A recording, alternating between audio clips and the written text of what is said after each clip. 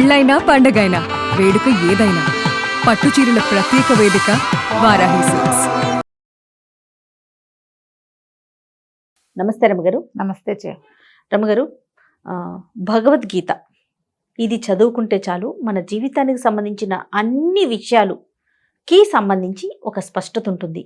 ఏం చేయాలి, ఏం చేయకూడదు, ఏం మాట్లాడాలి, ఏం మాట్లాడకూడదు అంటే సంపూర్ణ జీవితానికి సంబంధించి పూర్తి సారాంశం మనకి భగవద్గీతలో ఉందంటారు. అంతేనండి? అది ఎలా? నిజంగా ఒక్కసారి మనం భగవద్గీతను చదువుకుంటే చాలా వరకు విషయాలు మనకు తెలుస్తాయేమో కదా. ఇప్పుడు భగవద్గీత ఏ భాషలో ఉంది జయ? జనసామాన్యానికి ఏ భాష అర్థమవుతుంది? తెలుగులో లేదు, సంస్కృతంలో ఉంది. అవును. దానికి అర్థమో తాత్పర్యమో మనం తెలుసుకోవాలి. మామూలుగా మనం భగవద్గీత చదవటం అంటే సంస్కృత శ్లోకాలు చదివేసుకున్నాం అనుకో, 9వ అధ్యాయం పూర్తిగా నోటుకొచ్చు, పిల్లలకు కూడా వస్తాయి. పిల్లలకి భగవద్గీత నేర్పిస్తారు, గడగడ గడగడ గడగడ గడగడ చదివేస్తారు, చెప్పేస్తారు. పిల్లలకి వస్తే పిల్లలు ఇంట్లో చదువుతుంటే తల్లికి తండ్రికి కూడా వచ్చేస్తాయి. వాళ్ళు కూడా చిన్నప్పుడు నేర్చుకున్న వాళ్ళైతే వాళ్ళు చదివేస్తారు. అవును. ఈ భగవద్గీత నోటికి రావటం అనేది చాలా ఇంపార్టెంట్, మంచి విషయం.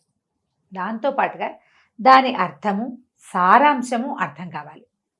ఇప్పుడు మనకు ఒక ప్రశ్నకి సమాధానం కావాలి. నువ్వు అడుగుతావు నన్ను ఏదైనా చాలా మంచిది ఒకటి చెప్పండి నాకు అంటే, రోజు పరిశేచన చేసి భోజనం చేయండి అని చెప్తా. నీకు కాదు, ఒక అబ్బాయికి చెప్తా. ఇప్పుడు ఈ పరిశేచన చేయటం అనగానే వాడికి ఏమర్థమవుతుంది? అది క్రియ చెప్పాలి కదా. అంటే ఏంటి అని, అంటే ఏంటి, అది ఎలా చేయాలి, ఆ చేయటం వల్ల ఏం జరుగుతుంది అనేది చెబితే ఇంట్రెస్ట్ కలుగుతుంది, చేయగలుగుతాడు, ఫలితం లభిస్తుంది. అవును. అసలు మన దేశమే కాదు, వాడెవడో రోజు వంకాయ కూర తినండి మీకు ఆరోగ్యం చేకూరుతుంది. ముందు వంకాయ అంటే ఏమిటో చెప్పాలి, వాడికి తెలియాలి కదా, తెలియాలిగా. వంకాయ అంటే చెప్పాలి, అందులో ఎన్ని రకాల ఉన్నాయో చెప్పాలి, దాన్ని ఏ నూనెతో వండుకోవాలి, ఏ పదార్థాలు కలపాలి, ఎంతసేపు ఉండాలి, దాంట్లో ఉప్పు ముందేయాలా తర్వాత వేయాలా, ఎలా తరగాలి, మొత్తం క్రియ అంతా చెప్పాక వాడికి అర్థం కొంచెం తెలుస్తుంది. మన దేశం వాడే, మనవాడే. ఇప్పుడు మీ అమ్మాయి అనుకో, దానికి వంకాయలు తెలుసు, కూర రుచి తెలుసు. వంకాయకి కూర రుచికి మధ్యలో ప్రాసెస్ ఉంది చూడు, అది తనకి తెలియదు. అవును. కొంత బ్రీఫ్గా చెప్తే పై దేశం వాడికంటే మన దేశపు 10 ఏళ్ల పిల్లకి ఇది సులువుగా తెలుస్తుంది. అంతేగా. ఇంకా కొంచెం విజ్ఞత ఉన్నవాడు ఇంకోటి ఉంటాడు, వాడికి 5-6 రకాల వంకాయ కూరలు చేయడం వచ్చు. ఫలానా ఒక ప్రత్యేకమైంది నువ్వు అది చేస్తావు కదా, అలా కాదు, అందులో ఇంకా కొంచెం నువ్వులు వేయి, ఇంకో 2 మిరపకాయలు వేయి, ఒక చింతపండు వేయి అంటే నువ్వు చేసి చూపించక్కర్లా, ఈ 3 పదాలు చెప్తే చాలు, వాడి ఐడియాతో వాడు చేసేసుకుంటాడు. తేడా చూసావా ఎట్లా ఎట్లా ఉంది? 3 వేరు తరగతులుగా కనపడుతున్నారు ప్రజలు. అవును. మనం ఒక పిచ్చి వంకాయ కూర గురించి మాట్లాడుతున్నాం. మనం చేయవలసింది ఏంటి? భగవద్గీత పెద్ద సబ్జెక్ట్. ఈ సబ్జెక్ట్ని చిన్నతనం నుంచి వినే వాళ్ళకి కొంత అవగాహన ఉంటుంది. సడన్గా ఒక 30 సంవత్సరాలు వచ్చాక భగవద్గీతలో అన్నిటికీ సమాధానాలు ఉంటాయట అంటే వాడు పుస్తకం కొనుక్కొచ్చేస్తాడు, వంకాయలు తెచ్చినట్టే తిరిగేస్తాడు. ఏదో ఉంటుంది, అది ఎట్లా తెలుస్తుంది? ఇది ఎవరైనా చెప్పాలి, ఈ శ్లోకాలు చెప్పాలి, ఈ అధ్యాయంలో ఏ విషయం ఉందని చెప్పాలి. అసలు ఈ భగవద్గీత ఏ సందర్భంలో ఎవరికి ఎందుకు చెప్పారో చెప్పాలి. ఈ భగవద్గీత చెప్పిన వాడు ఎవడైతే ఉన్నాడో ఆయన ఎటువంటి వాడు, ఆయన జన్మ ఎలాంటిది, ఎక్కడి నుంచి ఇక్కడికి వచ్చాడు, ఇంత కథను ఆయన ఎట్లా నడిపాడు, అదంతా చెప్పంగానే ఇందులో సగం మనకు అర్థమైపోతుంది. అవును. ఏం చెప్పదలుచుకున్నాడు భగవంతుడు? మొత్తం కథల భగవద్గీత అంతటికి ఆధారం కర్మణ్యేవాధికారస్తే మా ఫలేషు కదాచన. కేవలం కర్మల మీదే నీకు అధికారం ఉంది కానీ ఫలితం మీద నీకు అధికారం లేదు. నీ పని నువ్వు చేసుకుని పో అంతే. నువ్వు ఎందుకు పుట్టావో ఆ పని చెయ్యాలి, అదే నువ్వు సరిగ్గా చేయగలుగుతావు. ఫలితం సరిగ్గా వస్తుందా రాదా దాని మీద నీకు అధికారం ఏమీ లేదు, అది ఎట వస్తే అట వస్తుంది. నీకేది పొందగలుగుతావో అది పొందజేస్తుంది, అంతేగాని నువ్వు ఏ ఉద్దేశంతో చేసావో అదే రాదు. ఈ క్లారిటీని మనకి ఎప్పుడు వస్తుంది? మనకి ఇంత భగవంతుడు ఇంత మటుకు తీసుకొచ్చాడు. ఈ కథని ఇక్కడ దాకా తీసుకొచ్చి యుద్ధం మొదలు పెట్టాక అతను బేలగా అయిపోతే అర్జునుడు, ఇంత యుద్ధం నేను చేయలేను, వీళ్ళందరినీ నేను చంపలేను, ఈ రాజ్యం కోసం ఇంత పని చెయ్యాలా అంటే ధర్మం కోసం చేస్తున్నావు నువ్వు, ఇది నీ కోసం చేసేది కాదు, నువ్వు చెయ్యాలి ఇది అని చెప్పి యుద్ధంలోకి ప్రవేశపెట్టాడు. యుద్ధం తర్వాత ఏం జరిగింది అదొక విపరీత గాథ, అది వేరే సంగతి. యుద్ధానికి ముందు జరిగిన విషయం తెలిస్తేనే మనం ఇది భగవద్గీత మనకి అర్థమవుతుంది. అక్కడి నుంచి ఏ ఏ అధ్యాయాల్లో ఏమేమి ఉన్నాయి ఇది కూడా మనకు తెలియాలి. మామూలుగా చూడు, ఈ మన గురుచరిత్ర పారాయణ చేసే అలవాటు ఉన్నవాళ్ళు, సచ్చరిత్ర పారాయణ అలవాటు ఉన్నవాళ్ళు ఏదైనా టెన్షన్గా ఉంటే, ఒక ప్రశ్నకి సమాధానం రాకపోతే ఏదో ఒక పేజీ తీసి చదివి అందులో ఏదో చెప్పబడిన వాటితోటి మనం కనెక్షన్ పెట్టుకుని తృప్తి పొందుతాం. ఈ పద్ధతి ఉంది, చేస్తాం కదా. అవునండి. నువ్వు భగవద్గీత ఇప్పుడే చదవటం నేర్చుకుని నిన్ననే కొనుక్కు తెచ్చుకుని నువ్వు పేజీ తీస్తే నీకు ఆన్సర్ అర్థం కాదు, ఉంటుంది సమాధానం, నీకు అర్థం కావద్దు, దాన్ని ఇంటర్ప్రిట్ చేసుకోవాలి కదా నువ్వు. నీకు ఇంటర్ప్రిటేషన్ ఎప్పుడు కుదురుతుంది? ఓ పిల్లాడు ఏడుస్తుంటే వాడు ఎందుకు ఏడుస్తున్నాడో తల్లికి అర్థమవుతుంది, నీకు నాకు అర్థం కాదు, కొత్త వాళ్ళకి అర్థం కాదు. ఏ పిల్లవాడి దుఃఖం ఆ పిల్లవాడి తల్లికి, వాడికి ఆకలే, నిద్ర, కడుపులో నొప్పే, విసుగా, ఏదైనా వాంటింగా, బెంగ పెట్టుకున్నాడా, తల్లికి తెలిసిపోతుంది. నిద్ర టైము, ఆకలి టైము. ఎలాగా పిల్లవాడి మనసుని ఎలా చదివింది, వాడికి నోట్లో ఒక ముక్క లేదే, తల్లికి అర్థమైంది చూసావా. అలాగే ఈ భగవద్గీతలో ఏముందో చదువరికి అర్థమవుతుంది. అది అర్థం కావాలంటే దాని ఆత్మలోకి మనం ప్రవేశించాలి. భగవద్గీతామాతలో ఆత్మలోకి ప్రవేశించాలి అంటే చదవాలి, ఎక్కడైనా వినాలి, చెప్పించుకోవాలి ఎవరితోటైనా. అప్పుడు అందులోకి మనం ప్రవేశిస్తాం. మన జీవితానికి సంబంధించిన అన్ని ప్రశ్నలకి భగవద్గీత సమాధానం ఇస్తుంది. గీతాదేవిని పారాయణ చేయటం కష్టం, నేర్చుకోవాలి. మీరు ఎప్పుడైనా వ్యక్తిగతంగా ఏదైనా ఒక అనుభూతిని పొందారా రమ్మగారు? గీత చదవటం ద్వారా మీకు ఈ సమస్యకి పరిష్కారం అయింది, లేదా ఈ సూచన లభించింది అనేది అట్లా ఏదన్నా అనిపించిందా? నేను చాలా పెద్ద కథ చెప్పాలి జయ. నాకు చిన్నప్పటి నుంచి పెద్దగా భగవద్గీత మీద ఆసక్తి లేదు. ఎందుకు లేదో నాకు కూడా తెలియదు. ఇంట్లో ఎవరు అక్క వాళ్ళు చదివేవాళ్ళు? మా ఇంట్లో భగవద్గీత చదివే వాళ్ళు కూడా తక్కువే. మేమంతా విష్ణుదాసనామాన్ని చదువుకునేవాళ్ళం. ఓకే.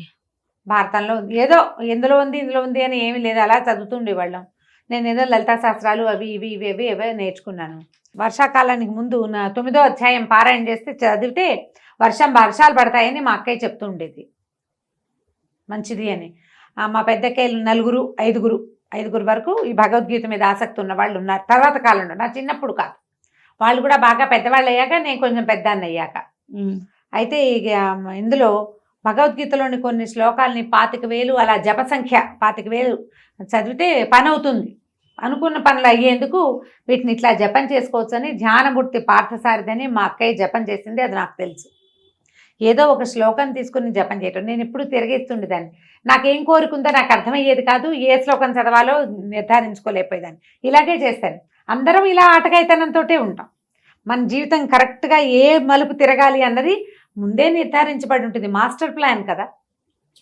నేను సుమన్ టీవీలో చేరాక 1.5 సంవత్సరం గడిచాక కోవిడ్ వచ్చింది. ఈ కోవిడ్కి ముందే నేను ఎంఏ క్లాస్మేట్స్ ఉన్నాం మేము, ఒక 5-6. అందులో ఒక అబ్బాయి ప్రపోజ్ చేశాడు, భగవద్గీత రోజు చదువుదాము అని.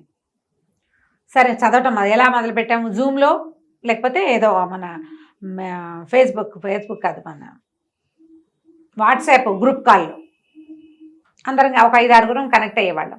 నేనే చదివేదాన్ని, లేదా శ్లోకం అంతా చదివితే నేను కిందున్నది గీతా ప్రెస్ వాళ్ళు వేసింది తాత్పర్యం చదివి అర్థంలోకి ఇంకా కొంచెం అందులోకి వెళ్ళడానికి ప్రయత్నం చేసేవాళ్ళం. ఇది నేను ఎప్పుడు చేశానంటారు, నేను చిన్నతనంలో చేయలే ఈ భగవద్గీత చదువుకోవటం. ఇటీవల కాలంలోనే పూర్తిగా 4 సంవత్సరాలు అయిందనుకో, 3-4 సంవత్సరాల క్రితమే. అంతకుముందు దాకా కేవలం 9వ అధ్యాయం ఒకటే చదివాను, అక్షరాల నిజమే చెప్తున్నా. 9వ అధ్యాయం చదివితే వానలు పడతాయి, అదొక్కటే పాయింట్, ఇంకేం లేదు.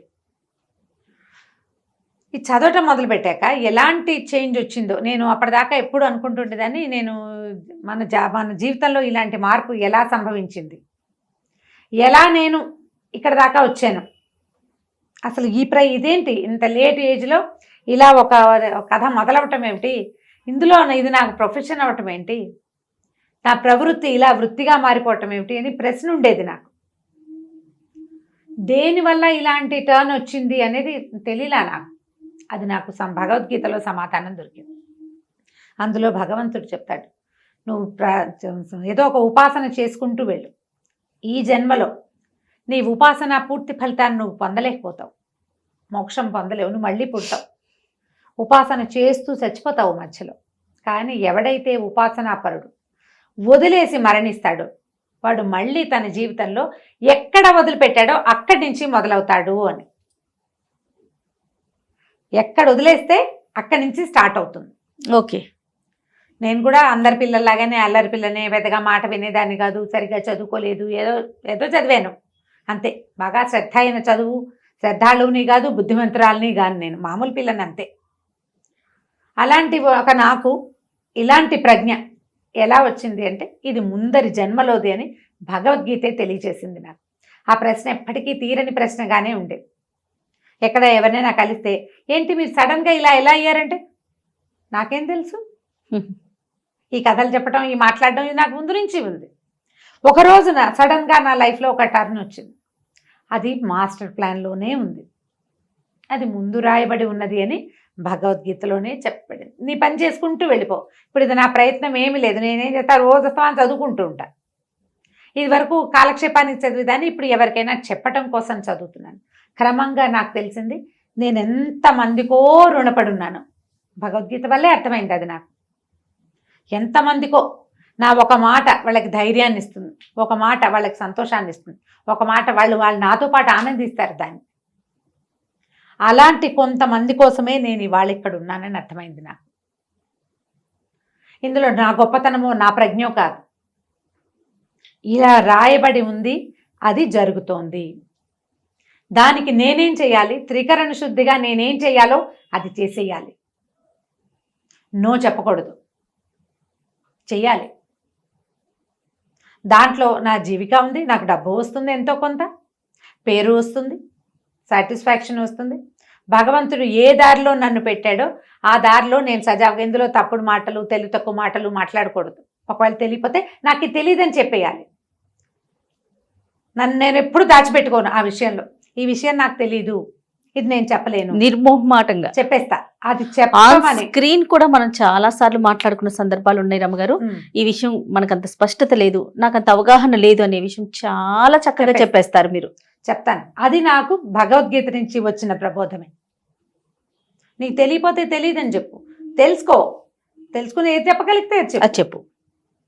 నీ వల్ల ఇప్పుడు నేనేది చెప్తా, కొంతమంది ఏమిటి అలా ఎలా కాదని కొంతమంది నెగిటివ్ కామెంట్స్ వస్తాయి. కానీ దాన్ని పాజిటివ్గా తీసుకుని అదే పని మీరు చెప్పారు, మేము చేసాము, మాకు బాగుంది అని చెప్పే కామెంట్లు 100 వస్తాయి. అంతే కదండి, 100 రోజు.